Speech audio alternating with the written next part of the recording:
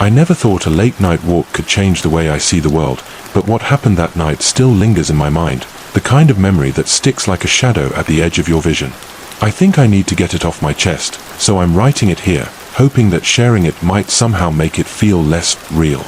It was just past midnight when I decided to take a walk. I had been cooped up in my apartment all evening, trying to distract myself from the kind of thoughts that spiral too quickly if left alone. My city is quiet at night, almost eerily so, except for the occasional hum of a distant car or the scrape of wind against the pavement.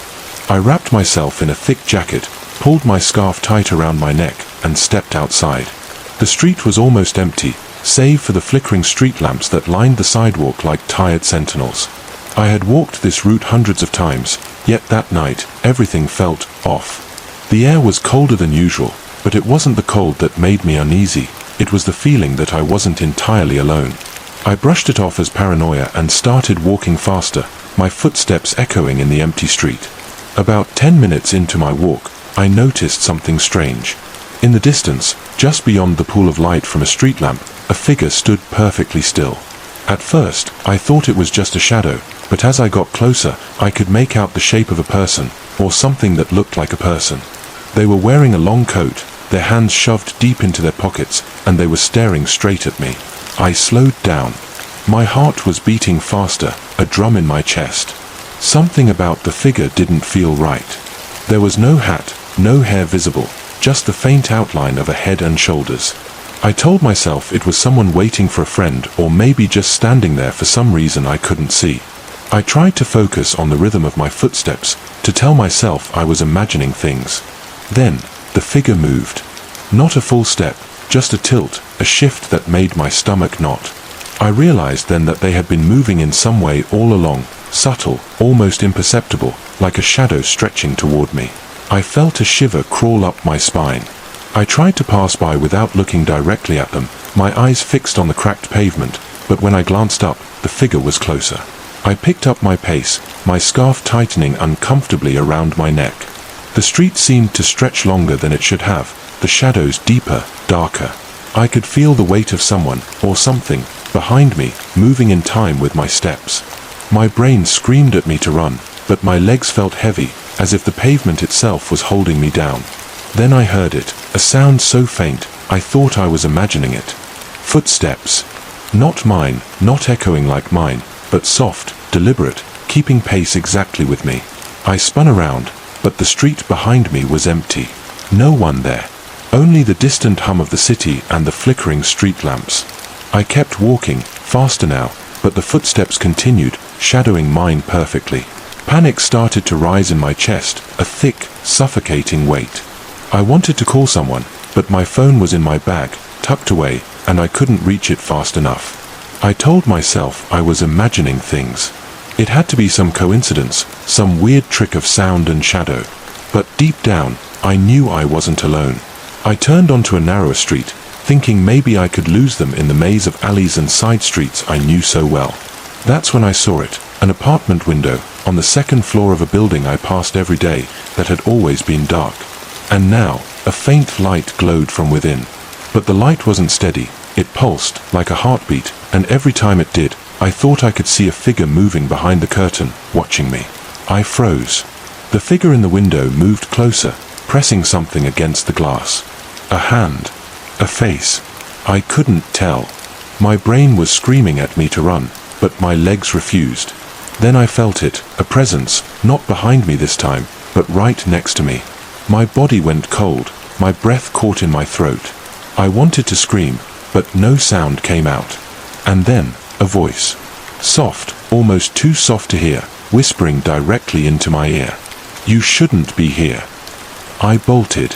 Every muscle in my body screamed as I ran, twisting through the streets I knew like the back of my hand, praying the sound of my own footsteps would drown out whatever was following me.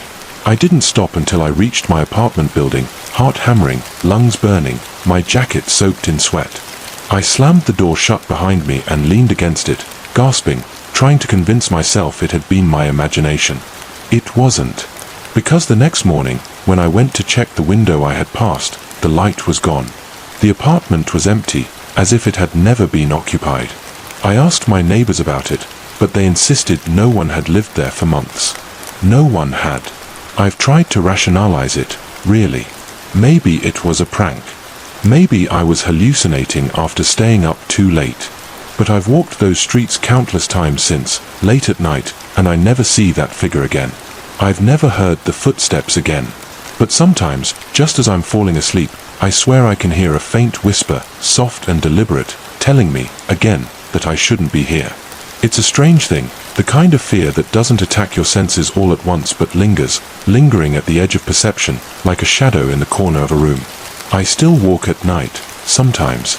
I don't know why. Maybe to prove to myself I'm not crazy.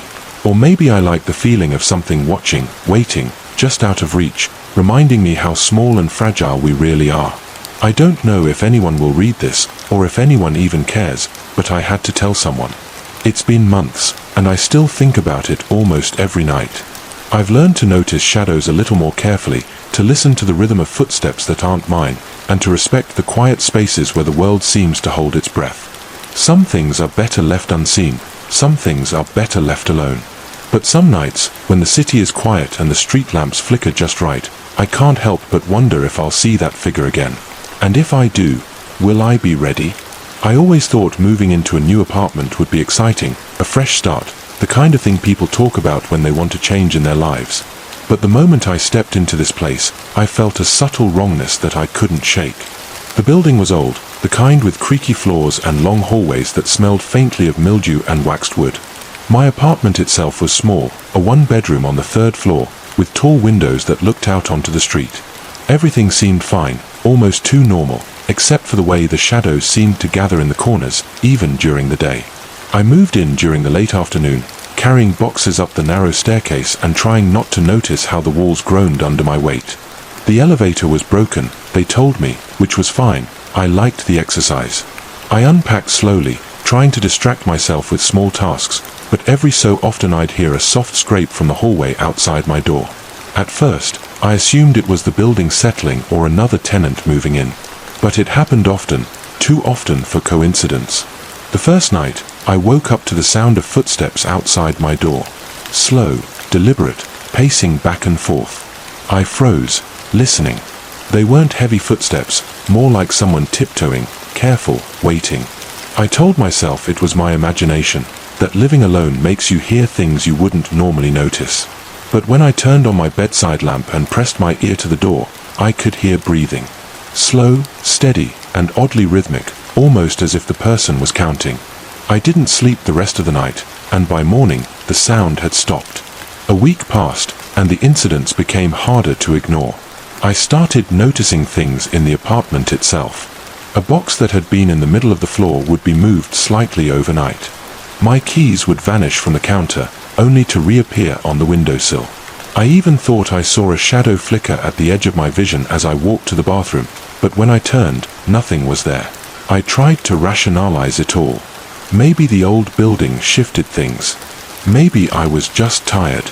But the unease kept building, like a quiet pressure in my chest. One night, I woke up to a soft tapping on the window. I live on the 3rd floor, there's no tree close enough for branches to reach it, no fire escape. I froze, staring at the dark glass. The tapping came again, slow and deliberate, almost musical. My heart hammered in my chest. I pulled the curtain aside, and there was nothing, just the empty street below, lit by the dim glow of a street lamp. I told myself it was a branch, maybe an animal, anything that would explain the sound, but it didn't feel right. The air in the room was too still, too heavy, like it had been waiting. A few days later, I found a note slipped under my door. Small, roughly torn, with jagged handwriting that looked as though it had been scratched out in a hurry. It said only, "You shouldn't be here."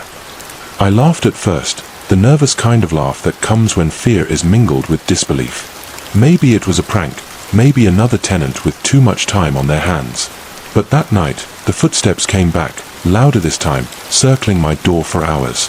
The breathing followed, slow and calculated. I didn't sleep again.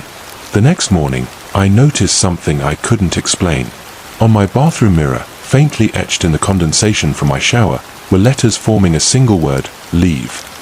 I scrubbed the mirror clean, thinking perhaps it was a trick of the steam, but the feeling of being watched didn't go away. Everywhere I looked, I felt eyes on me. When I cooked dinner, I imagined someone standing just behind me, a shadow lingering closer than it should be. The building, the apartment, it felt alive in a way that wasn't comforting. I tried to confide in the building manager, but he was an old man with deep-set eyes that seemed to pierce right through me. When I mentioned the notes and the footsteps, he frowned, muttering something about the history of the place and some tenants just don't last here. I pressed for details, but he shook his head and walked away, leaving me with a gnawing feeling that I wasn't supposed to ask questions.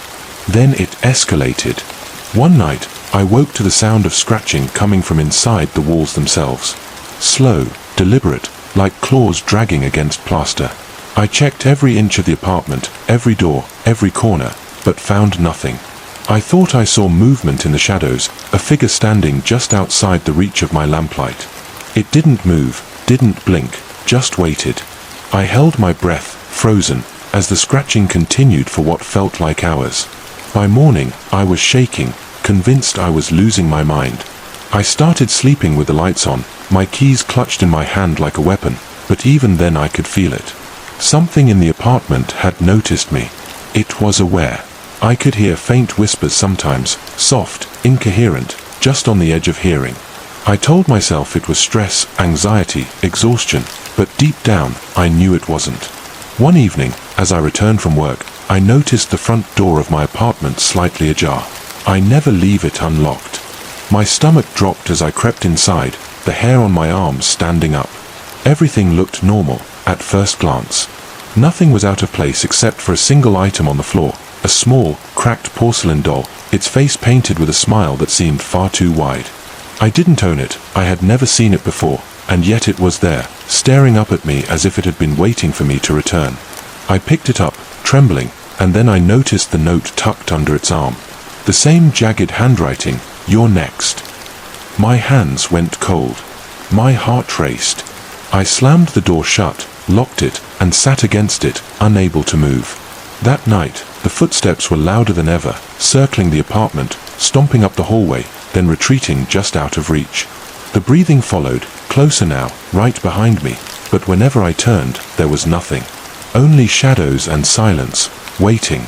I stayed in the apartment for a few more days, unsure of what to do. I considered calling the police, but what would I say? That my apartment was haunted. That someone, or something, was inside my walls, leaving dolls and notes and whispering in the night?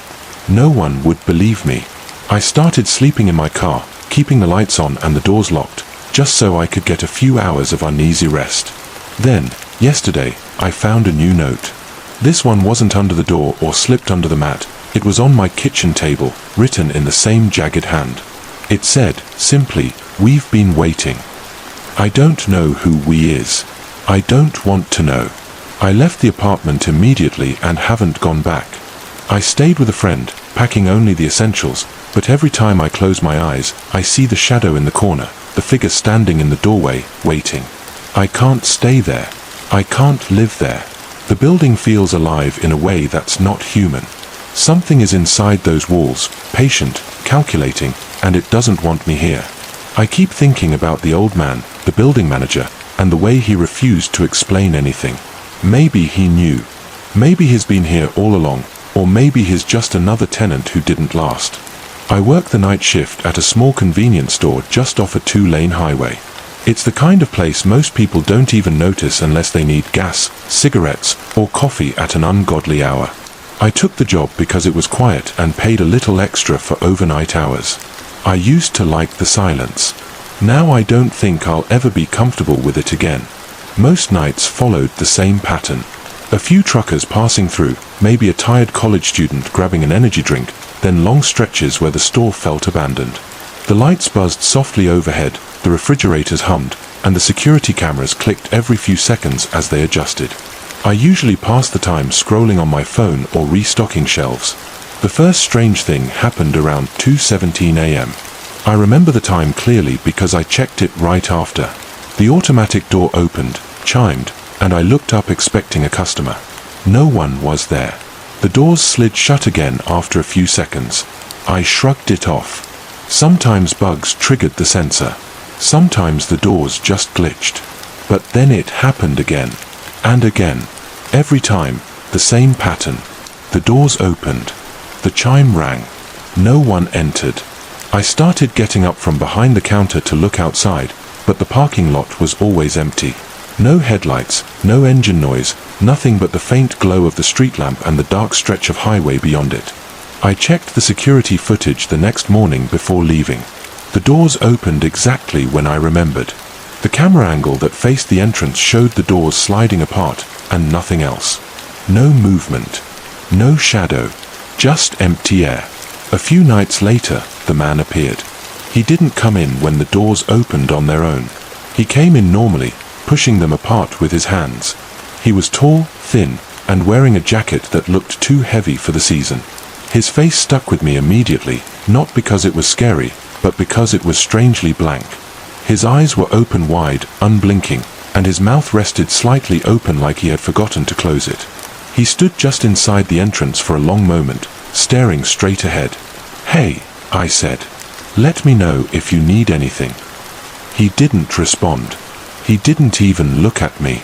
After about 30 seconds, he turned and walked slowly down the first aisle. I watched him on the security monitor as much as I watched him directly. Something about the way he moved felt off. Too smooth. Too deliberate. He didn't pick anything up. He just walked up and down the aisles, stopping at the end of each one, standing still for several seconds, then turning and moving on. When he reached the refrigerated section, he stopped completely. I waited. Then I asked again if he needed help. He turned his head toward me, slowly, like his neck resisted the motion. "I'm just looking," he said. His voice was calm, flat, almost rehearsed. He stayed another few minutes, then walked out without buying anything. The doors closed behind him. I watched him on the camera as he crossed the parking lot and disappeared into the darkness beyond the streetlight. No car. No sound of footsteps once he left the concrete. I felt unsettled, but I couldn't explain why. He came back the next night. Same time. Same jacket. Same blank expression. Same routine. Walk the aisles. Stop. Stand still. Leave. Every night after that, he returned. I started dreading the moment the door chime rang. The rest of the night felt tense, like the store itself was waiting for him. The hum of the lights seemed louder. The corners of the aisles felt darker. On the fifth night, I noticed something new. When he stopped at the end of an aisle, his lips moved slightly, like he was whispering. I couldn't hear anything from behind the counter, but the movement made my skin crawl. I checked the audio from the security footage later. There was nothing. No whispering. Just the hum of the refrigerators. The sixth night, he stopped closer to the counter than usual. He stood at the end of the aisle nearest me, facing my direction, eyes fixed on my face. His lips moved again. "What are you doing?" I asked, my voice tighter than I meant it to be. He smiled. It was the first time I had seen him do anything that resembled an expression. "Practicing," he said. "Practicing what?" He didn't answer. He turned and walked out. That night, after my shift ended, I checked the footage again. When I reached the moment where he stood facing me, the video froze for 3 seconds. When it resumed, he was already walking away. I started noticing other things after that. Items moved slightly on the shelves.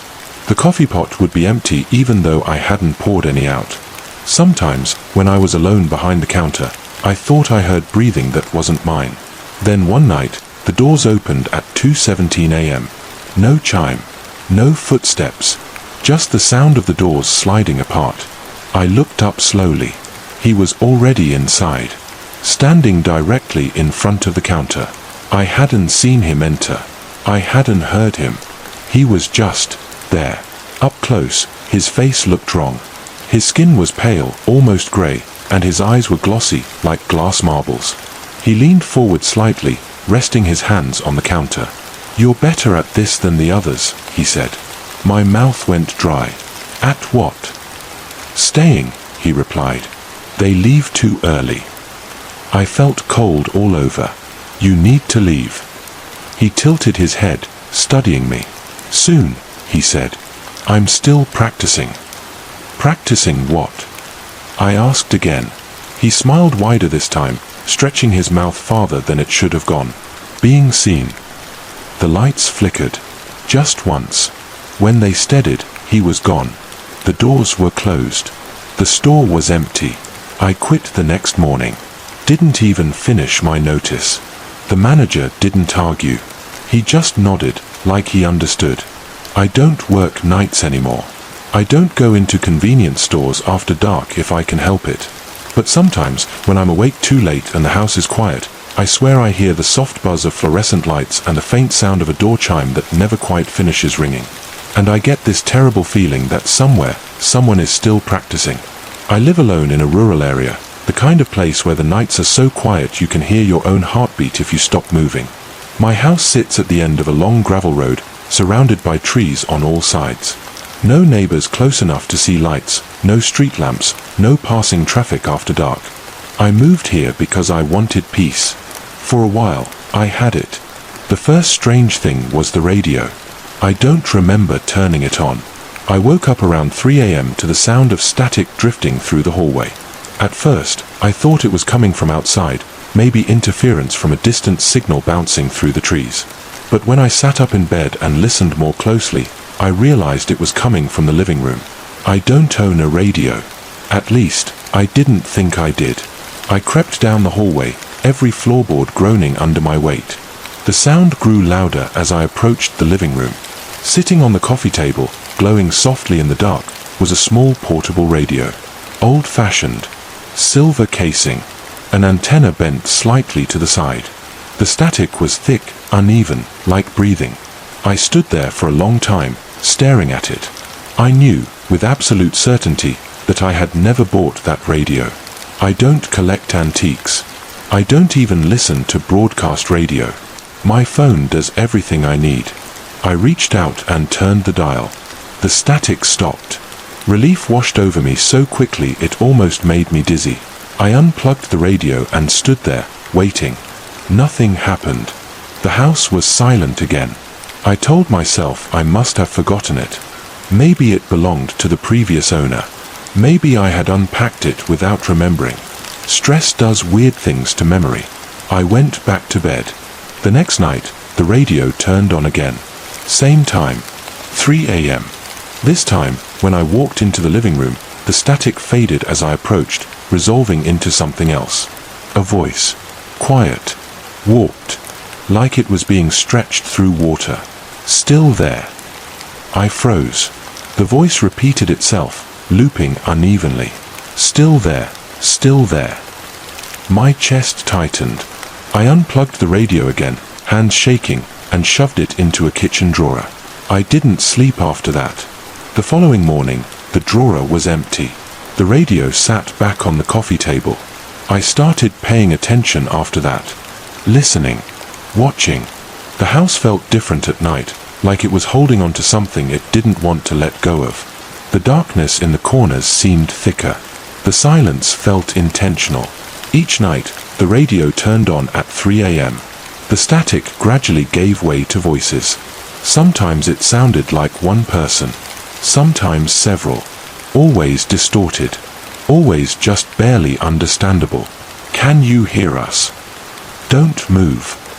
Stay awake. I tried throwing the radio away. I drove it to a gas station trash can miles down the road and left it there. That night, I woke up to static again. It was back on the table. I tried smashing it. The casing cracked. The antenna snapped. The dial broke off in my hand. That night, the radio turned on anyway. The voices were clearer after that. You're doing it right. We see you. I stopped sleeping entirely. I drank coffee constantly, afraid of what might happen if I slept through the broadcast. I started leaving lights on in every room, but it didn't help. The radio didn't care about light. One night, instead of voices, I heard breathing. Slow. Measured. In time with my own. I unplugged the radio and screamed at it, demanding it stop. The breathing continued, even without power. Then it spoke. Don't pretend you're alone. The voice sounded like mine. I staggered backward, heart pounding so hard I thought I might pass out. The radio crackled, adjusting itself. "You listen so well," it said. "That's why you were chosen." "Chosen for what?" I whispered. The radio clicked softly. "To remember us." The lights flickered. Every single one in the house went out at once. In the darkness, the radio glowed faintly, its cracked casing pulsing like something alive. Voices poured out of it then. Dozens. Overlapping. Whispering my name. Saying things only I should know. Memories I had buried. Thoughts I had never spoken aloud. I ran. I didn't grab my phone. I didn't grab my keys. I ran barefoot into the trees, branches tearing at my skin, the radio's voices echoing in my head long after the sound itself stopped. I stayed with a friend in another town. I didn't tell them everything. I couldn't. I barely slept. A week later, I went back in the daylight to get my things. The house was quiet. Empty. Normal. The radio sat on the coffee table. Unplugged. Silent. I left it there. I don't live alone anymore. I moved into an apartment in the city. There's always noise. Traffic. Neighbors. Sirens. I sleep better when I'm not surrounded by silence. But sometimes, late at night, when everything finally calms down, I hear it. A faint crackle. A whisper beneath the hum of electricity. Still there. And I know it followed me. I started noticing the emails after I took a new job working from home. At first, I assumed they were spam, automated messages, glitches, the kind of thing you delete without thinking. But then I realized something that made my stomach drop. They were being sent from my own email address. The first one arrived at 1:09 a.m. The subject line was blank. The body contained a single sentence. "You left the bedroom light on." I was sitting in my bedroom when I read it. The light was on. I stared at the screen, then slowly looked up at the lamp beside my bed, half expecting it to turn off on its own. It didn't. I laughed it off, nervous and confused, and told myself it was some kind of spoofed email. A prank. Maybe malware. I changed my password immediately. The next night, another email arrived. "You lock the door twice now." That's new. My heart started pounding. I do lock the door twice. Always have. It's a habit I picked up years ago. I don't remember telling anyone about it. I checked the sender information, the IP addresses, the login activity. Nothing unusual. No sign of unauthorized access. The emails were legitimately sent from my account, but not from any device I owned. The third email came while I was in the kitchen making coffee. "You're standing very still." I froze. My hands were gripping the edge of the counter. I hadn't moved in several seconds. Slowly, I turned in a full circle, scanning the apartment. Everything looked normal. The door was locked. The windows were closed. The hallway outside was empty. I packed a bag and stayed with a friend that night. The emails continued anyway. "You sleep on your side when you're scared." "You stopped breathing for 7 seconds last night." "You should get more rest." I stopped opening them. I set up filters, blocked my own address, reported it to my provider. It didn't matter. The emails still came, and I could still feel them, even unread, sitting in my inbox like something alive. Then one morning, I woke up to an email that hadn't been sent during the night. It had been sent 30 seconds ago. "Look behind you." I dropped my phone and spun around. Nothing. I started checking my apartment obsessively. I bought new locks, covered the webcam, put tape over every sensor I could find. I unplugged everything that didn't need to be connected to the internet. Still, the emails kept coming. They started correcting me. "You didn't check the closet. That wasn't the right window. You missed something." I stopped sleeping. Every sound felt deliberate. Every shadow felt wrong. The apartment no longer felt like a place I lived. It felt like a place I was being observed from. One night, I received an email that was longer than the rest. "You keep trying to find me in the wrong places. I'm not hiding. I'm not watching you from outside. I'm already where you are." I felt cold all over. I typed a reply before I could stop myself. "What do you want?" The response came instantly. to make sure you don't forget me. That night, I dreamed I was sitting at my computer, typing an email. I couldn't see the screen clearly, but I knew what I was writing. When I woke up, my laptop was open. An email draft sat on the screen. The cursor blinked at the end of a sentence I don't remember typing. I see you too. I don't live in that apartment anymore.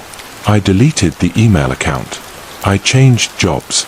I moved cities. But sometimes, when I'm tired, when I zone out staring at my screen, my fingers start typing on their own. And for just a moment, I feel like I'm not alone in my head anymore. I started house-sitting for my aunt while she was away for a few months. She lived in a small, isolated town where the streets emptied after sunset and most of the houses looked like they hadn't been updated since the 80s. Her place sat at the end of a cul-de-sac, backed up against a thin line of woods. I'd visited before, but living there alone felt different. Too quiet. The kind of quiet where every sound feels intentional. The first few nights were uneventful. I fell into a routine: lock the doors, check the windows, turn off the lights, go to bed.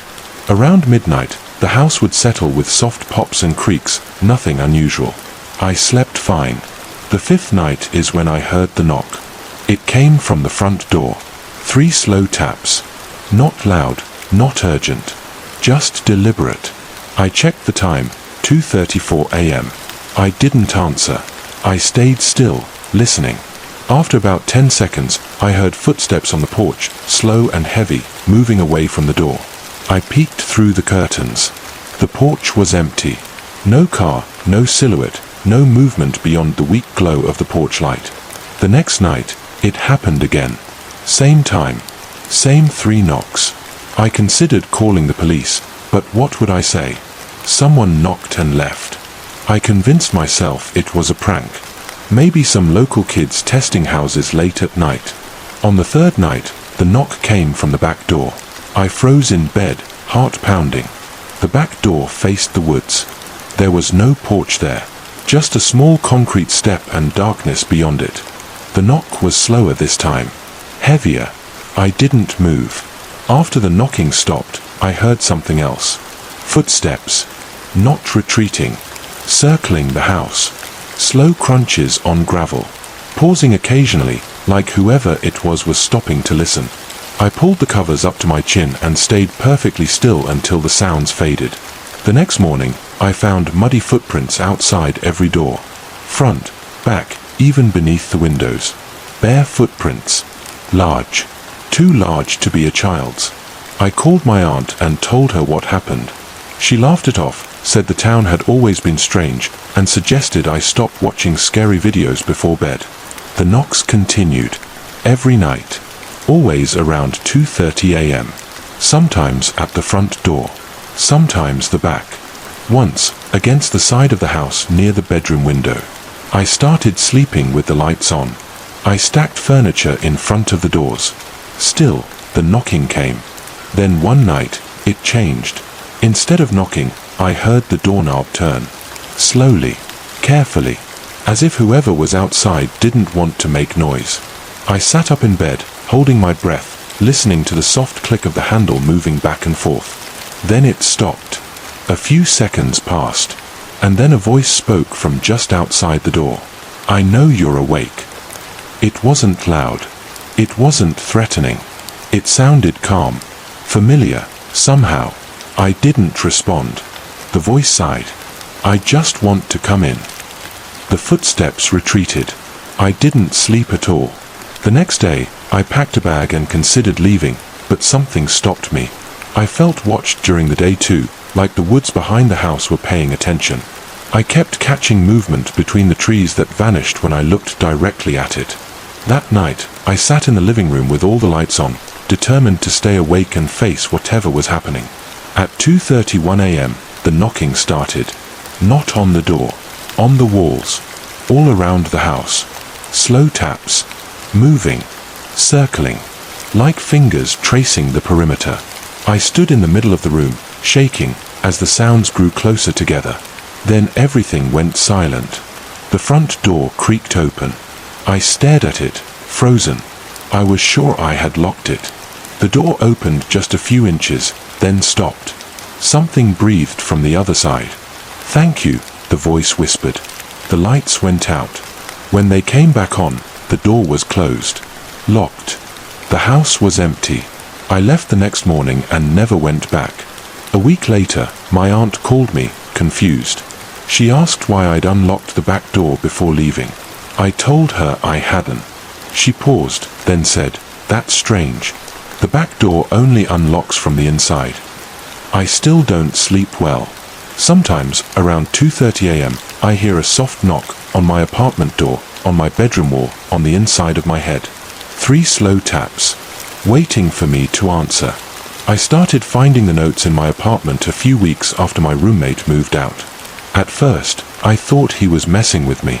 We didn't part on bad terms, but he had a weird sense of humor, and the timing lined up just well enough for it to make sense. The first note was stuck to the fridge with a magnet, written on a scrap of paper torn from a notebook. "You should close the window at night." I stared at it for a long time before checking the windows. They were all closed. Locked. I crumpled the note and threw it away, telling myself it was probably left over from my roommate, something he forgot to clean up. 2 days later, there was another note. "Don't sleep with your back to the door." That one was on my nightstand. I knew for a fact it hadn't been there when I went to bed. I checked the apartment, every room, every closet. Nothing. No signs of a break-in. No missing items. I changed the locks anyway. The notes kept coming. Always short. Always written in the same uneven handwriting. Sometimes they were warnings. Sometimes they were observations. "You hum when you're nervous." "You forgot to lock the bathroom window tonight." "You check the hallway mirror too often." I stopped sleeping. I started leaving lights on in every room. I set up a camera in the living room, then another in the hallway. Every morning, I checked the footage. Nothing. The notes still appeared. One night, I stayed awake in bed, pretending to sleep, barely breathing, listening. Around 3 a.m., I heard the faintest sound. Paper sliding against wood. I kept my eyes closed, heart racing. Then I felt it. The mattress shifted. Just slightly. Like someone sitting on the edge of the bed. I didn't move. I didn't breathe. The weight lingered for a few seconds, then lifted. A soft footstep retreated. The bedroom door closed silently. In the morning, there was a new note on my chest. "You did very well tonight." I left the apartment that day and stayed with a friend. I didn't tell them everything. I couldn't. I tried to convince myself that once I left, it would stop. It didn't.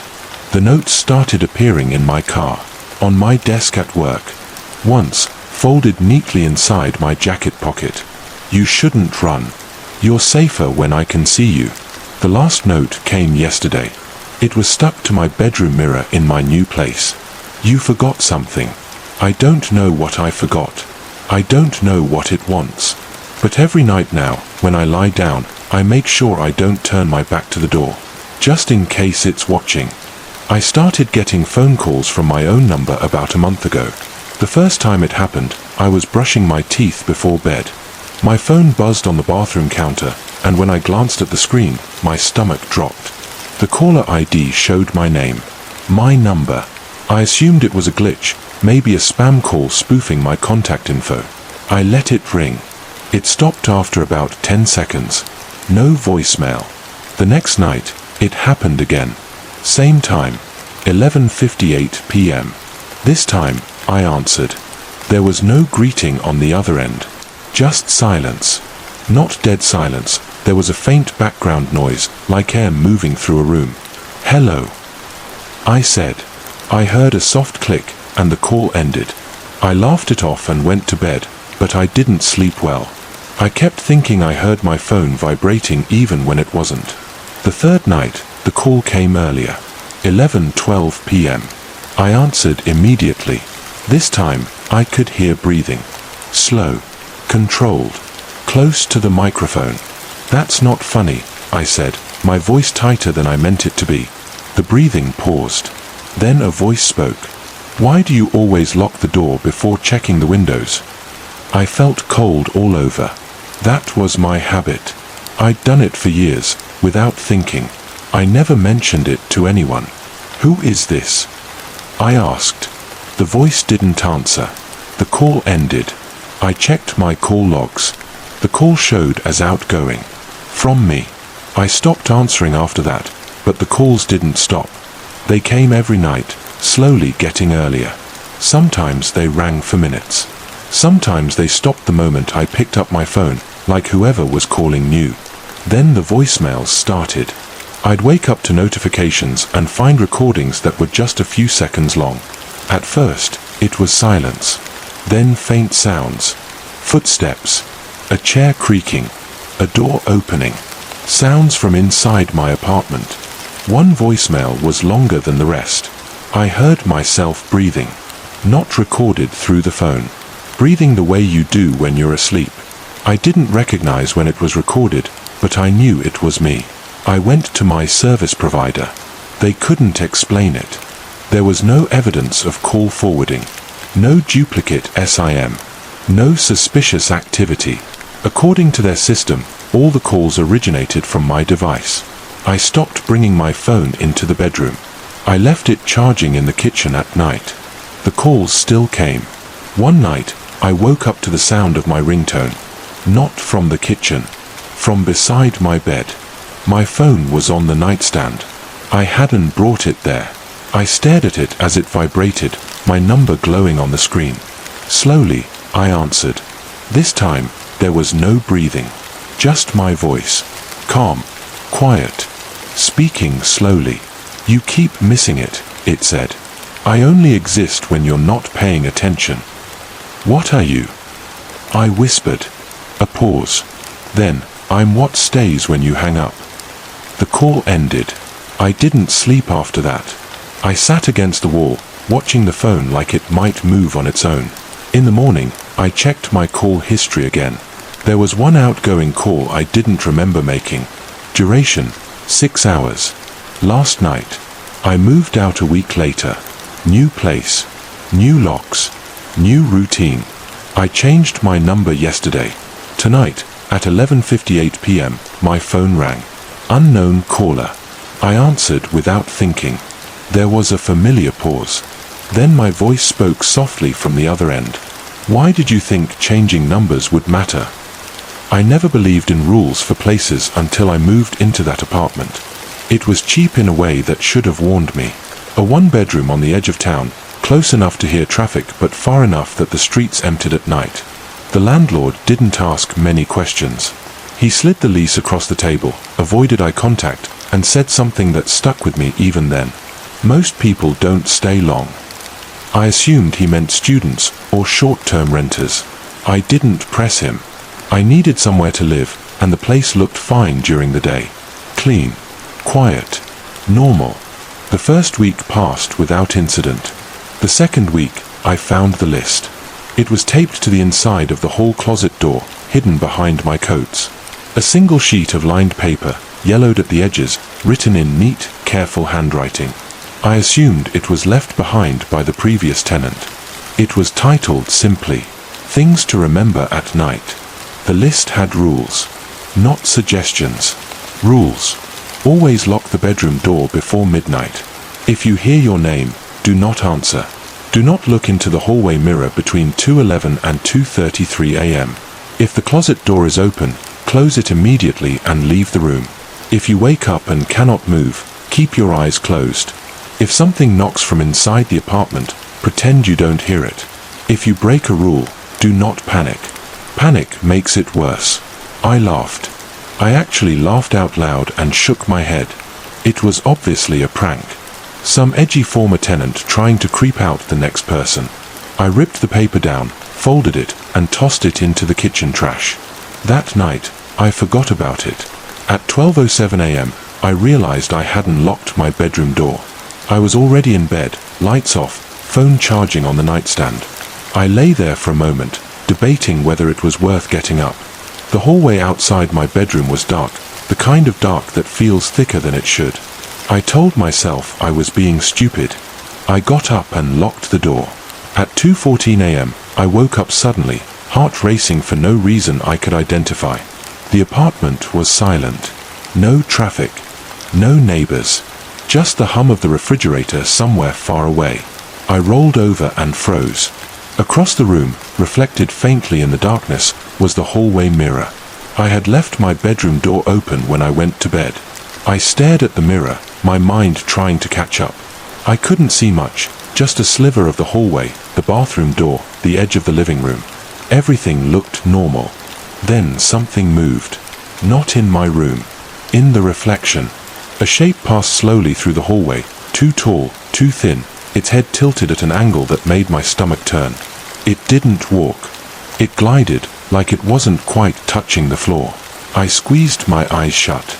I don't know how long I stayed like that. Seconds. Minutes. Eventually, I forced myself to move. I rolled out of bed, slammed the door shut, locked it, and slid down against it, shaking. I didn't sleep the rest of the night. In the morning, the list was back, taped neatly to my bedroom door. The trash can in the kitchen was empty. I read the rules again, slower this time. My hands were sweating. I noticed something I hadn't before. The handwriting wasn't shaky. It wasn't rushed. It looked practiced, like someone who had written this list many times. I tried to leave that day. I packed a bag, grabbed my keys, and stepped into the hallway. As soon as I did, the air felt wrong. Heavy, pressurized. My ears popped like I was changing altitude. The hallway mirror was covered now. A blanket had been draped over it, pinned carefully at the corners. I hadn't done that. I reached for the front door and stopped. There were scratch marks on the inside of it. Long, shallow grooves, starting near the handle and trailing downward, like something had dragged its fingers while standing very close. I stood there for a long time before unlocking the door. Nothing happened. I left, went to work, tried to act normal. I told myself I'd come back, grab the rest of my things, and break the lease. But when I returned that evening, exhausted and jumpy, the apartment looked wrong. The furniture had shifted. Not much. Just enough that I noticed. The couch angled slightly differently. A chair pulled out from the table. The closet door in the hallway was open. I remembered rule number 4. I crossed the apartment in 3 long strides, slammed the closet door shut, and turned away immediately. Something exhaled behind me. Not a breath from lungs. A slow release of air, like pressure escaping. I didn't look. I walked straight into my bedroom, locked the door, and sat on the bed until my legs stopped shaking. That night, I followed the rules. I locked the door before midnight. I didn't look at the mirror. When I heard faint tapping from the living room wall, 3 soft knocks, spaced evenly, I stared at the floor and pretended I didn't hear it. The knocking continued for hours. At exactly 2:11 a.m., the tapping stopped. At 2:33 a.m., I heard something laugh. It sounded almost like me. The next morning, there was a new rule added to the list. Do not trust the voice. It learns quickly. I stopped inviting people over. I stopped sleeping normally. Every night became a careful performance. Lock. Check. Avoid. Pretend. Some nights were quiet. Others were not. Sometimes I would wake up unable to move, my body heavy and useless, pressure pressing down on my chest. I'd keep my eyes closed, just like the rule said, and listen as something paced slowly around my bed, stopping inches from my face. I could feel it leaning down, smiling. One night, I broke a rule. I heard my name. It came from the kitchen, soft and familiar, spoken in my own voice. Hey, it said. Come here. Before I could stop myself, I whispered, what? The apartment went silent. The pressure hit instantly. My ears rang. The walls creaked like the building was settling, but deeper, louder. The bedroom door rattled violently. Something slammed against it once. Twice. Then fingers began sliding underneath the door, stretching impossibly long, feeling along the floor like blind worms searching for a crack. I screamed. The fingers withdrew. The door went still. In the morning, the list had been rewritten. The rules were longer now. More detailed. More desperate. At the bottom, in darker ink, a sentence had been added. If it starts talking like you, it's already too close. I tried to move out again. This time, I made it to my car. I drove for hours aimlessly until the sun came up. I slept in a parking lot, convinced I'd escaped. When I woke up, the list was sitting on the passenger seat.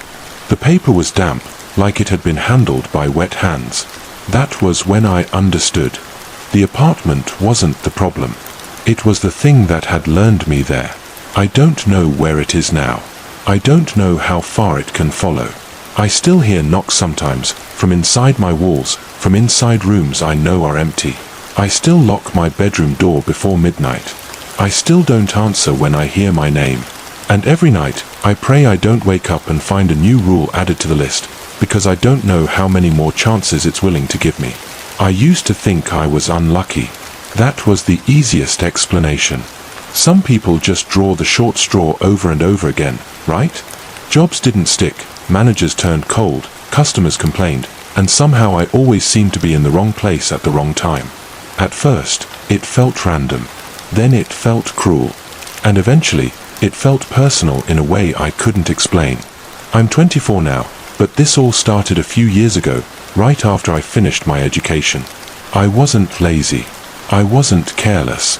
If anything, I was desperate to prove myself. I took whatever work I could find: cafes, bookstores, libraries, tutoring gigs, grocery stores. Sometimes I worked 2 jobs at once. I told myself I was building experience, expanding my resume, learning how the real world worked. Most of the jobs followed the same pattern. The first few weeks would be fine. I'd learn the routines, get along with co-workers, maybe even feel like I was finally settling in. Then something strange would happen. A customer would complain about me, but the complaint wouldn't match anything I remembered doing. A review would appear online describing an employee who sounded suspiciously like me, accusing me of behavior I'd never engaged in. Once, a manager pulled me aside and asked why I'd accessed inappropriate websites using the staff Wi-Fi, something I absolutely had not done. I defended myself every time. Sometimes they believed me, sometimes they didn't. Sometimes it didn't matter. I'd be let go quietly, or my hours would be cut until quitting felt inevitable. The shortest job lasted less than 3 weeks. The longest didn't even make it to a year. Each time, I told myself it was just bad luck. Each time, I swallowed the humiliation and applied somewhere new. And every time, my girlfriend was there for me. Her name was Janice. She was 5 years older than me, confident in a way I admired, calm when I was anxious. We'd been together for over 2 years. She knew everything, every firing, every awkward meeting, every moment I came home feeling hollow and embarrassed. She held me while I spiraled. She reassured me that none of it defined me. She told me I was smart, capable, and unlucky in a way that would eventually pass. I believed her because I needed to. By the time I started working part-time at a small neighborhood bakery, I was already exhausted. Not physically, mentally. I'd learned to expect the worst even when things were going well. Still, the bakery felt different. The staff was small. The owner-manager seemed kind. I told myself this one would last. For over 2 months, nothing went wrong. Then one afternoon, my manager asked to speak with me in her office. She didn't look angry, just uncomfortable. She showed me a printed Google review. Someone had written a long, detailed complaint about an employee who was rude, inappropriate, and unprofessional. The description matched my shift almost perfectly. On that day, I'd been the only one working. I felt my stomach drop, but I didn't panic the way I used to. I explained, calmly, that this had happened before. That someone seemed to have it out for me. That the accusations didn't reflect my behavior at all. To my surprise, she believed me. She told me she'd dismissed the review and thanked me for being upfront. I went home shaken, but relieved. For once, nothing had exploded. I didn't tell Janice about it. That should have been my first real warning sign, the fact that I hesitated. Not because I didn't trust her, but because I was tired of sounding broken. I wanted one normal evening. We talked about dinner, about her day, about nothing important. Later that night, she left the room to shower. Her phone was on the table. It buzzed. I wasn't snooping. I swear that. The screen lit up, and I couldn't help but see it. A notification from Google. Something about a manager responding to a review. The username attached to the review response was unmistakable. It was the same strange name I'd seen earlier that day. My heart didn't race. It sank. Like something inside me had finally snapped into place. I didn't confront her. I didn't say anything at all. I told myself I was jumping to conclusions. That there had to be another explanation. That paranoia had been eating at me for too long, and I couldn't let it ruin the one stable thing I had left. But the feeling didn't go away. It grew heavier with every passing hour. 2 days later, I told her I needed to book a train ticket to visit my father. She offered to let me use her account. When she went to shower, I opened her email. I didn't know what I was looking for. I just knew I couldn't not look. It didn't take long. There was an email she'd sent to herself. Attached was a spreadsheet. I opened it. I still remember the way my hands felt, cold and numb, like they didn't belong to me anymore. The spreadsheet contained my entire life. Every job I'd ever had. Every workplace email. Passwords. Shift schedules. Names and phone numbers of co-workers. Notes about which managers were easiest to contact. Fake accounts linked to complaint platforms. Email templates. Timelines. It wasn't chaos. It was organized. Efficient. Methodical. This hadn't been impulsive. It had been planned. I sent the file to myself. I took screenshots. I printed it out. I don't remember deciding to do those things, I just did them, like muscle memory taking over when your brain can't cope. When Janice left for work, I packed. I didn't take anything sentimental. Just essentials. Clothes. Documents. My laptop. I felt like I was being watched even though she wasn't there. Like the walls knew what I'd discovered. I called my boss and said I needed time off. I didn't explain. I didn't have the words. Then I went to my dad's. The moment I walked into his house, I broke. I cried in a way I hadn't since I was a child, deep, uncontrollable sobs that left me gasping. He didn't ask questions at first. He just let me fall apart. Over the next few days, he helped me piece together what to do. Police. A lawyer. A therapist. I slept on the couch because I couldn't stand the thought of being alone in a room with a door that locked. Janice tried to contact me. I didn't respond. Eventually, I sent one message. It was short. Final.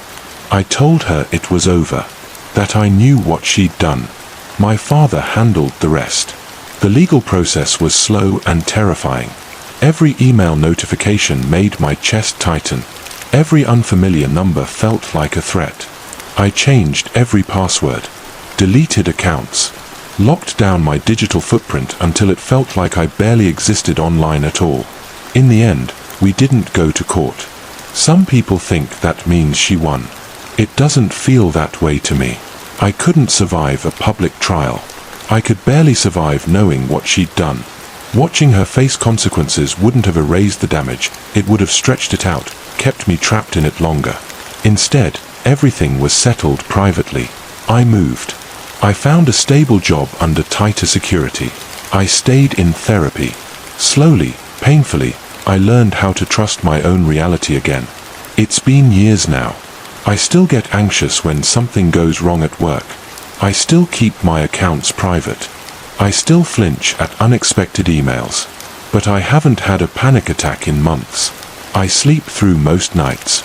Sometimes I wonder if she thinks about me, if she knows this story exists out there somewhere.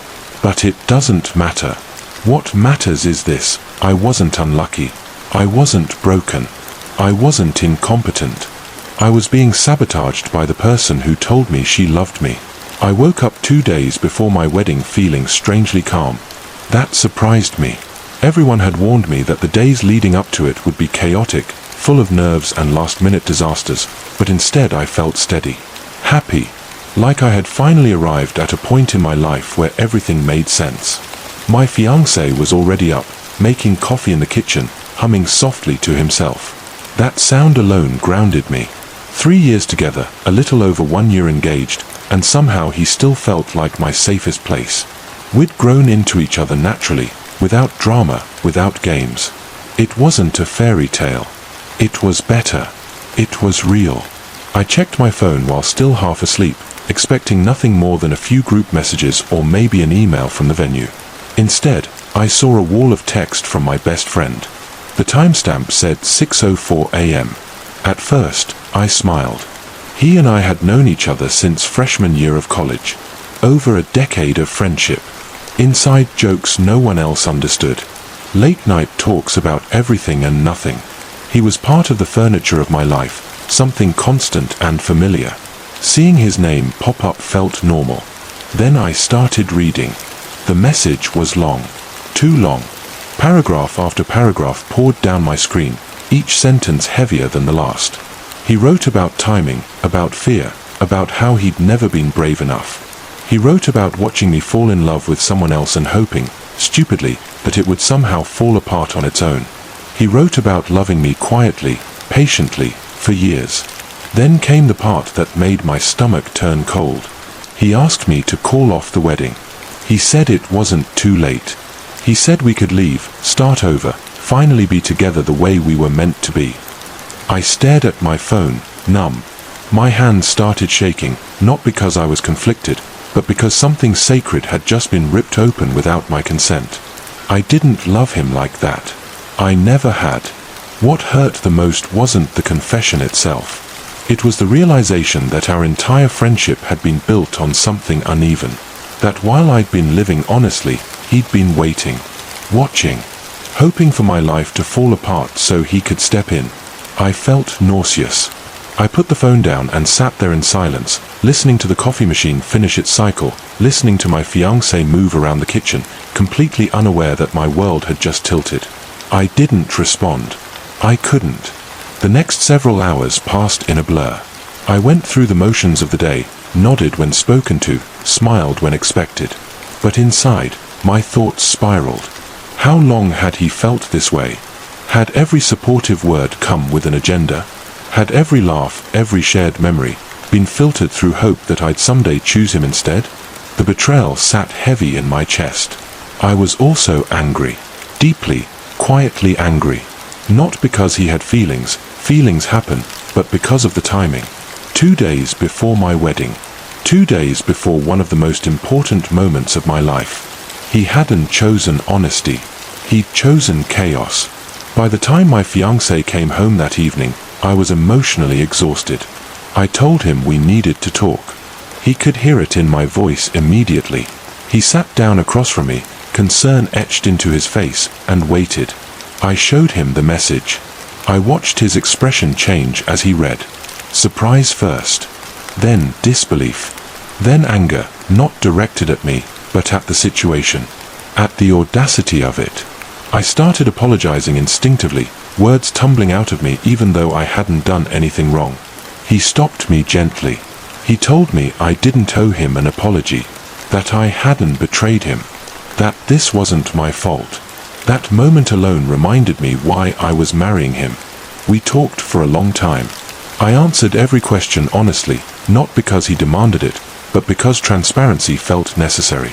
I even showed him old messages between my friend and me, not because there was anything to hide, but because I wanted him to see the truth as clearly as I did. There had been no emotional affair, no crossed lines, no secret longing on my side. My fiancé admitted that he'd always suspected my friend had a crush on me, but that he believed it was harmless and respectful. Until now. Then he asked me what I wanted to do. That question mattered. He didn't tell me what to do. He didn't claim ownership over the situation. He gave the choice back to me. I told him the truth. That as much as it hurt, I didn't want my friend at the wedding. I didn't trust that he wouldn't try to make the day about himself. I didn't trust that he could sit there and celebrate a marriage he'd just tried to sabotage. We wrote a response together. Short, clear, firm. I told my friend that he had misunderstood our relationship, that the wedding was still happening, and that it would be best if he didn't attend. I made sure the message came from me, not filtered through my fiancé, because I knew how narratives could twist if left unchecked. Then we waited. The hours between sending that message and receiving his reply were agonizing. I checked my phone obsessively. My fiancé asked if I wanted to block him immediately, but I hesitated. Part of me wanted closure. Part of me wanted to believe that after everything, he would respond with grace. He didn't. When the message finally came through, it was longer than the first. And crueler. He accused me of leading him on for over a decade. He said I had used him, manipulated him. He said he hoped my fiancé would leave me. He said things I still struggle to repeat, wishes of infertility, of loneliness, of regret. It felt like reading words written by a stranger. I broke down completely. My fiancé took my phone and left the room.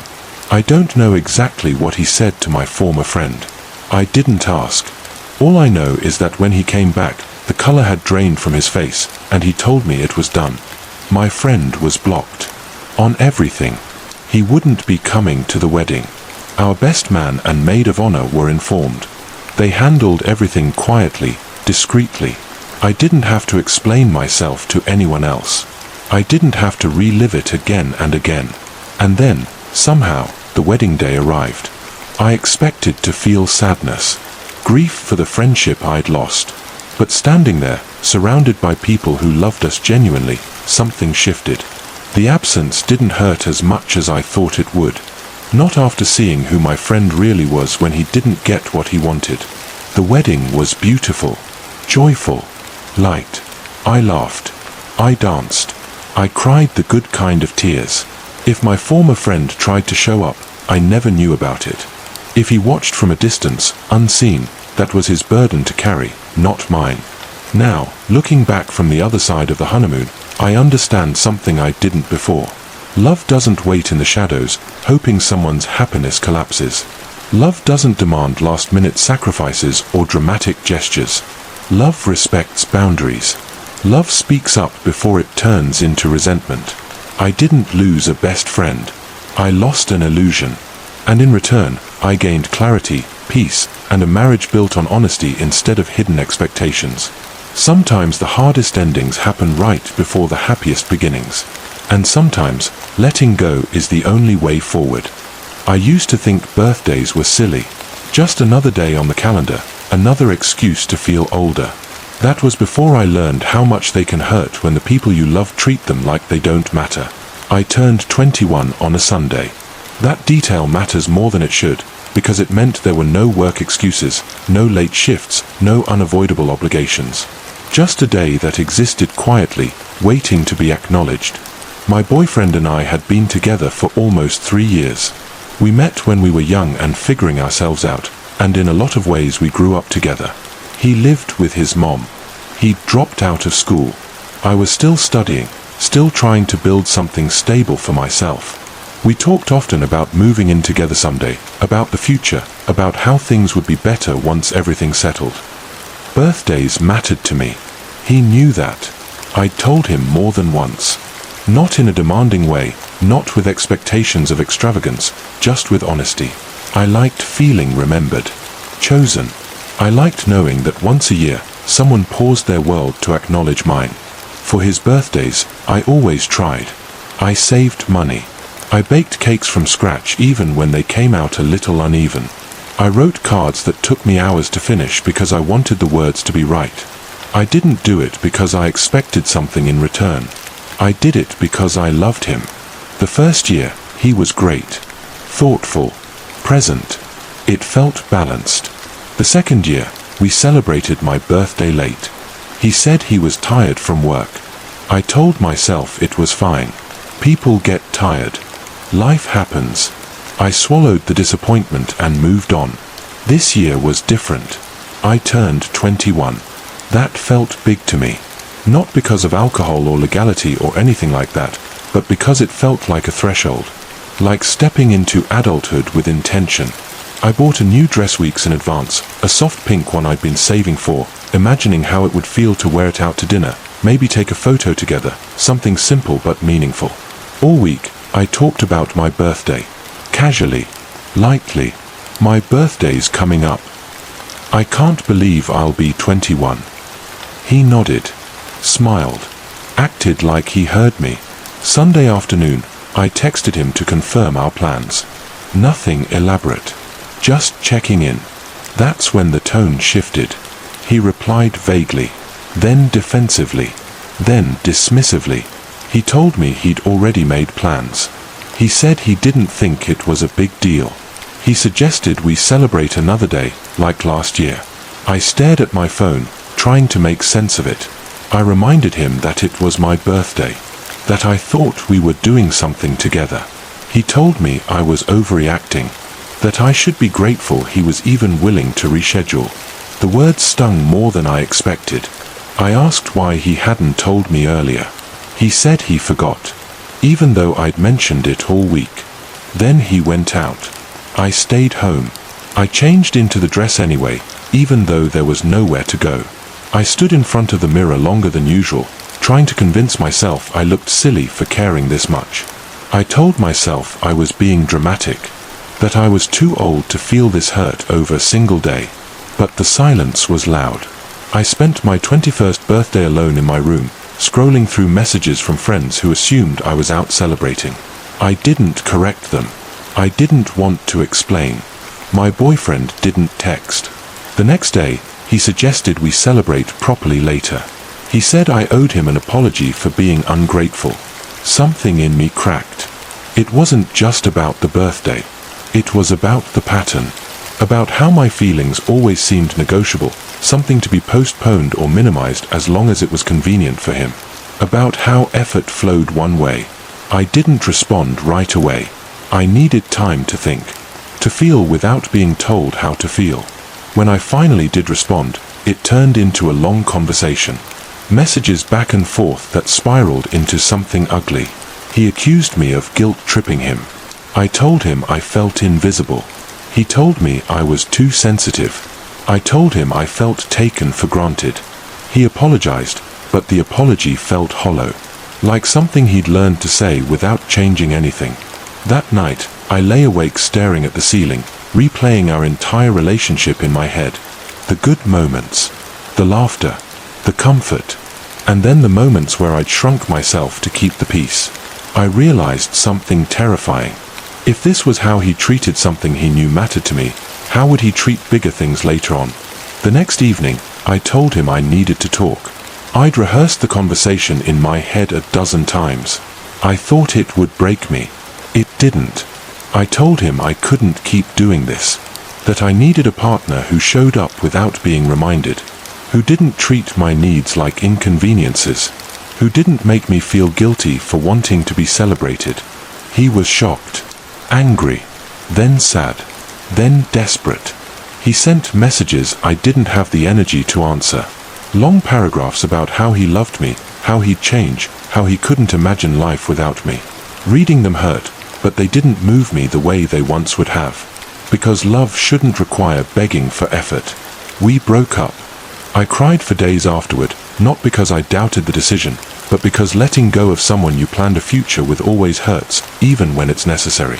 Looking back now, I don't think he was a bad person. I think he was immature, comfortable, unwilling to grow at the same pace I was growing.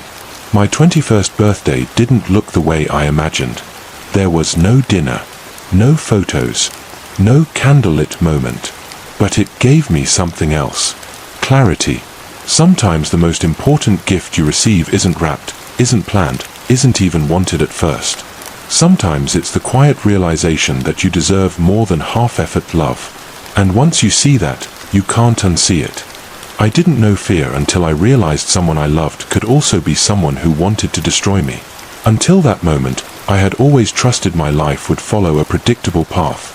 Work, small routines, friendships, love, chaotic, yes, but navigable. I never imagined that the person closest to me could turn into the architect of my worst nightmares. I'm 24. I'd just finished my education when I met her. Janice. She was 29, confident in a way that drew people in, soothing in a way that made chaos feel manageable. I fell in love quickly, the way you do with someone who seems to understand the cracks in your life before you even recognize them yourself. I was insecure, often anxious, and she had a calm that made me feel safe. Safe enough to dream, to try, to keep picking myself up no matter how many jobs fell apart around me. I worked a lot of jobs. Cafes, bookstores, libraries, tutoring, grocery stores. Sometimes I held two at once. I did it to gain experience, to grow, to prove to myself that I was capable. Jobs were short, transient, sometimes ending abruptly without explanation. At first, I thought it was just bad luck. I chalked it up to circumstances beyond my control. But the pattern was too precise, too deliberate to ignore forever. The first hints were subtle. A customer complaint that didn't match reality. An anonymous review describing me in ways that weren't true. Occasionally, my former co-workers would call managers with fabricated stories. At the time, I didn't suspect her. I told myself it was just coincidence, or maybe some strange streak of misfortune. She comforted me, supported me, and I clung to that as proof that life had balance. Even when doors slammed in my face, she reminded me there was a path forward. It all changed one ordinary week when I had been working part-time at a bakery for a little over 2 months. I liked the job. It was quiet, steady. My manager treated me well, and the customers were pleasant. I thought things were finally settling. And then a review appeared. At first, I didn't panic. I'd seen them before. But as I read the words, my chest tightened. Someone had written a detailed complaint about a worker matching my description. The day described was one I had worked alone. Every critique, every insult, every negative observation fit me perfectly. My stomach dropped. For a second, the room seemed to tilt, like gravity had betrayed me. I explained to my manager calmly, recounting past instances. She believed me, thankfully, and promised to handle it. Relief washed over me, brief and fragile. I didn't tell Janice. Not yet. I needed a moment to breathe, to process. I thought perhaps I was overreacting. Maybe I was imagining a pattern where none existed. Maybe my anxiety was just flaring. But deep down, I had an uneasy feeling I couldn't shake. 2 days later, I couldn't hold it in anymore. I needed clarity, confirmation. I asked to use her booking account to make a train ticket to see my dad. She handed it over without hesitation. While she showered, I opened her email. I told myself it was normal. I had used accounts before, but my instincts were screaming. Something was off. I found an email she had sent to herself. It contained a spreadsheet. I froze. Opening it felt like stepping into a trap I didn't even know existed. The spreadsheet was meticulous. Each of my jobs was listed. Work schedules, passwords, emails, notes on managers and co-workers. Instructions, strategies, timelines. Everything one could need to sabotage a person's life efficiently. It wasn't messy or impulsive. It was calculated, purposeful. My body went cold. I felt hunted. I couldn't comprehend the scope of what I was seeing. Every job I'd held, every opportunity I'd tried to build, every chance to stabilize myself, all documented and prepared to be destroyed. My hands shook as I scrolled. I took screenshots, I printed pages, I archived evidence. Not because I trusted the law to save me, but because I had to feel control somewhere. When she left for work, I packed. I didn't leave anything that mattered behind. Every document, every personal item that could be used against me, I secured. I told my boss I needed time off. I didn't explain. I couldn't. I drove to my father's house, shaking, crying, terrified of a presence that hadn't physically touched me but had invaded every corner of my life. My father stayed calm, patient, and immediately began organizing the chaos I couldn't even begin to manage. Lawyers, police, therapy, things I never thought I'd need at 24 became essential overnight. My apartment, my accounts, my life, all locked down. I felt the weight of betrayal as a physical force pressing down on my chest. Janice tried to contact me. I didn't answer. Not once. I sent a single message telling her it was over. I didn't want her near me. The truth was brutal. Someone I loved, someone I trusted, had systematically prepared to ruin my life. We didn't take her to court. People might call that leniency, but it was survival. The thought of facing her, answering questions, reliving the betrayal, I couldn't endure it. My lawyers settled things quietly, privately, and for the first time in months, I could breathe. Years have passed. I have a stable job. I live in a new home. I've rebuilt routines, relationships, my own sense of safety. I haven't had a single panic attack in months. I keep my digital presence minimal, private, and guarded. I don't know what she's doing. I don't want to know. The lesson is stark, indelible. Trust is fragile. Love can be terrifying. And the person you think will hold you together can sometimes be the one to unravel everything. But surviving it, reclaiming my life, has taught me something stronger than fear. I am resilient. I am cautious now, yes, but I am not broken. And no spreadsheet, no plan, no betrayal can take that from me. Even when the world feels like it is crumbling, there is a way forward. Sometimes it's quiet. Sometimes it's painstaking. But every day I wake up, I remind myself, survival is proof of strength. And that strength is mine alone. I had always dreamed of having a home that felt entirely mine. Not just a space to live, but a place where I could express myself freely, creatively, without rules or judgments. When I finally bought my house, a modest place in a quiet neighborhood, I knew I had found that freedom.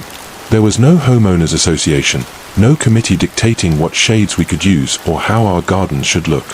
It was liberating, the kind of autonomy that made every morning feel like a blank canvas. I had a vision in mind. Soft, playful, and welcoming. I wanted my house to feel like it invited people in, like it reflected joy in the same way a warm smile can. I chose a soft peach color for the walls, with accents of sage blue and muted pink to highlight architectural details. Every choice felt intentional. Every color and shade carefully considered to reflect light, warmth, and personality.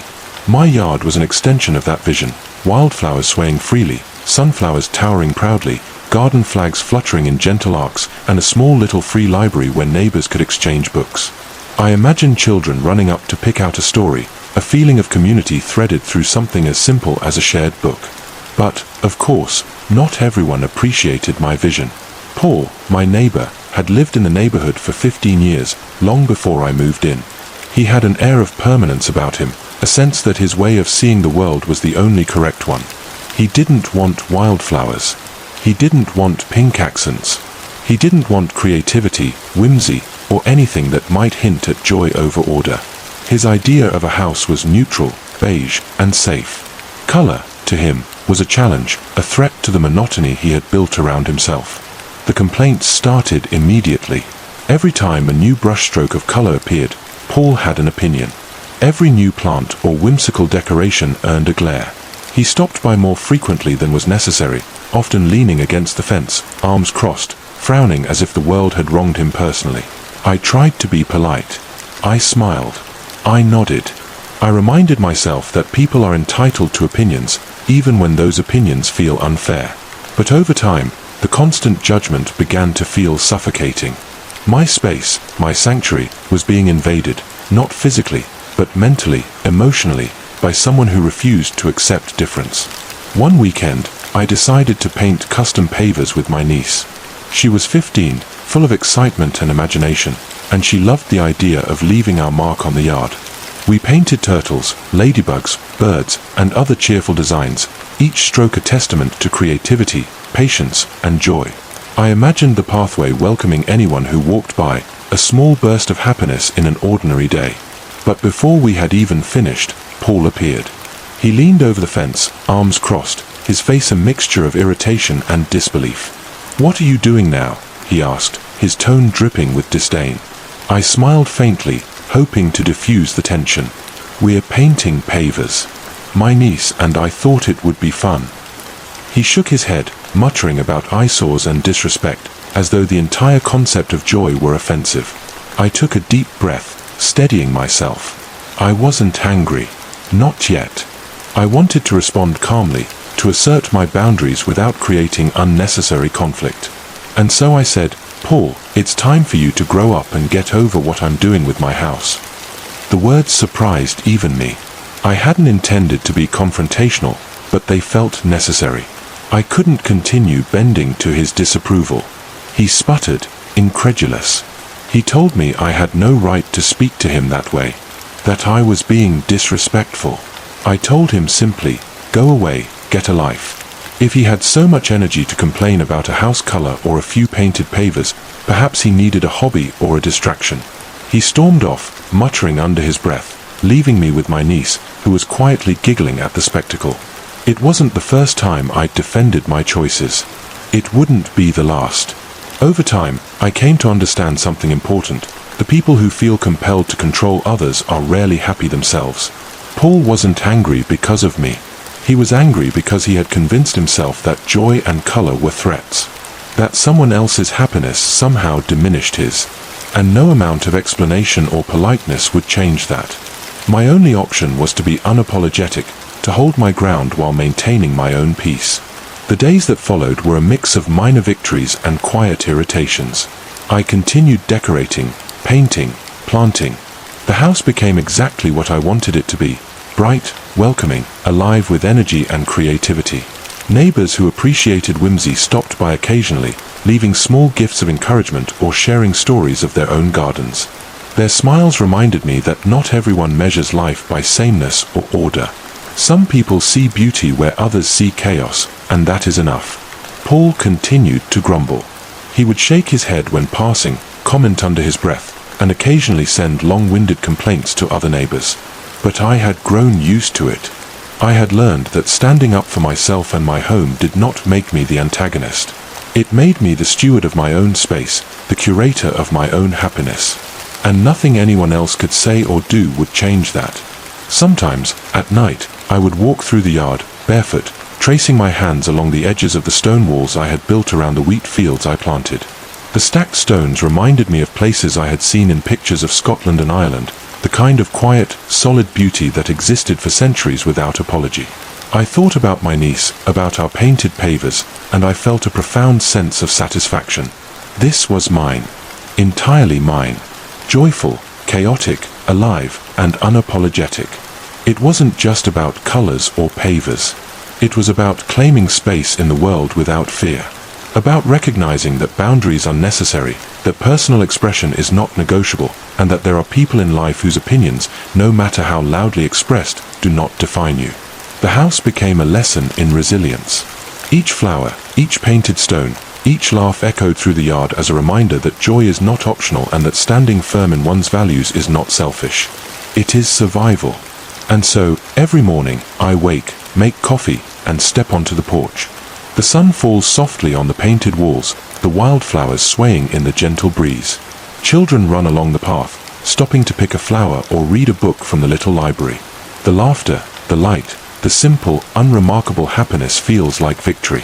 Not over Paul, not over anyone else, but over the fear of being unseen, unheard, or diminished. I learned, in a quiet and profound way, that the beauty of life is not measured by the absence of opposition. It is measured by the courage to live authentically, unapologetically, and without fear. Paul may never understand. He may never appreciate it. But I do. My home is mine, my joy is mine, and in that, I am entirely free. I had always thought trust was simple.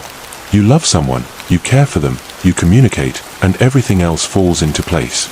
At least, that's what I believed until Lena's birthday party incident forced me to realize that trust is fragile, delicate, and easily shaken, even without betrayal. I'm 29, she's 27, and we had been together for 10 months. It wasn't a long time, not compared to marriages or decade-long relationships, but it was enough time to feel grounded. We had laughed, argued, shared our pasts, and even discussed moving in together the following year. In the day-to-day, things felt effortless. At least, that's how it seemed until one weekend, everything shifted without warning. It started innocuously enough. Lena told me she was going out with some friends from college on a Saturday night. I didn't mind. I had plans to watch a game with my brother. I thought nothing of it. We exchanged casual goodbyes. She left, and the evening went as expected. The next day, my phone buzzed with a notification from Instagram. I scrolled, distractedly, until I saw a story from one of her friends. A photo of a group of people, smiling. In the caption, someone wrote, "Happy birthday, Jason." My heart skipped. I recognized the name immediately. Jason was Lena's ex, someone she had dated for 3 years. They had broken up a little over a year before Lena and I met. From what I knew, they had been serious. From what Lena had said, they were on good terms, friendly, casual, but not close. That was enough to make me pause. I waited until she came home to bring it up. Calmly, I asked, "Were you at Jason's birthday?" She looked surprised, almost as if she hadn't considered that I might notice. Then she said yes, quickly adding that it wasn't a big deal, just a group gathering, and she hadn't thought it mattered. Her words were calm, but the tone felt hollow to me. It wasn't about jealousy. I wasn't accusing her of cheating. It was the omission, the choice not to mention it until I discovered it through social media. That felt deliberate. That felt like something had been hidden. And even though she said she didn't think I would care, the sensation of being left out, of being intentionally sidelined, dug into me. I stayed calm. I didn't raise my voice. I didn't accuse her. I just expressed that I would have appreciated knowing beforehand. She got defensive, saying I was overreacting, that she hadn't hidden it. But in that moment, I knew what hiding felt like. It was in the absence of transparency, in the unspoken choice to let the truth remain obscured. It was a decision she had made, perhaps small, but impactful. The evening was tense. We didn't fight outright, but the air between us shifted. She said she didn't want to make it a big deal. I nodded, understanding, but my gut told me this was more than just a minor oversight. It wasn't the party. It was how she handled it. How she dismissed my feelings. How she prioritized her comfort over honesty.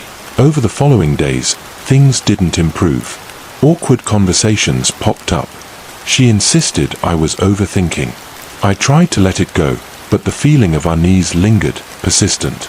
Every interaction carried a subtle tension, a reminder that we might not align in our expectations of trust and communication. 10 days later, I realized something critical. Lena hadn't lied in the traditional sense, but the intent to obscure the truth was there. She admitted she hadn't told me about the party because she knew how I would react. That confirmation struck me harder than I expected. It wasn't just about secrecy, it was about the fundamental difference in how we approached honesty in a relationship. She felt the need to manipulate the situation to avoid conflict. I felt the need to be treated as an equal partner, deserving of transparency. We didn't argue. There were no dramatic confrontations, no shouting matches. Instead, there was a quiet, mutual understanding that forcing the relationship forward would only create more harm. We separated not with anger, but with the recognition that our values did not align. Looking back, I realized this wasn't a failure of affection. Lena and I cared for each other deeply, but love alone is not enough. Trust and communication are the frameworks that allow love to endure.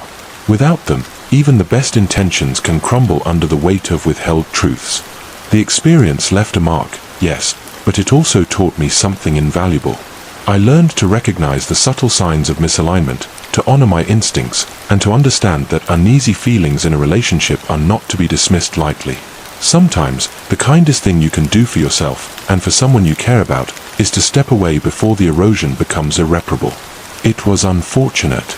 It hurt. But I walked away knowing I had respected myself, honored my feelings, and refused to compromise my boundaries for comfort. That awareness became a foundation for how I approached all future relationships, a reminder that transparency and honesty are not optional. They are essential. And that is a lesson worth every ache, every sleepless night, and every moment of quiet reflection.